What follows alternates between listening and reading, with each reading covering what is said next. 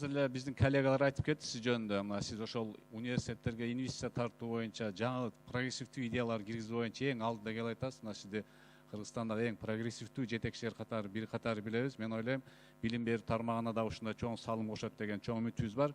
Мен биринчи суроом Алтынай Сейитбековнага. Акыркы жолу өкмөттүн отурумунда премьер-министр айтты да, 10-11 класстарга биз балдарга тандоо мүмкүнчүлүгүн бериш керек депчи. Өтө туура нерсе айтты. Ушу биз 1 жылдан бери парламентте айткан сөз жетиптир деп сүйүнүп атабыз. Бул качан өтөт ушул нерсе, ишке ашат? Азыр саламатсыздарбы? Азыр 3 багыт боюнча бир мындай жаңы иштер болот деп ойлойм. Бул биринчиси жанагы баалоо системасы. Балким жанагы 1, 2, 3 класстагы балдарга жанагы бааларды койбой, башка механизмдерди карап чыгып.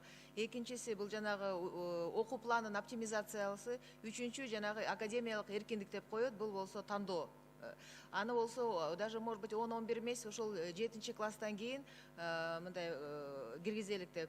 Азыр эми жаңы стратегия даярдалып атат 30-жылга чейин. Ошол жерде каралат ал эмелер. Мен ойлоп атам, эми жаңы министр келип акылдашып, качан биз ошого даярдап алабыз, пилоттук режимде балким баштайбыз, бирок ал башталат.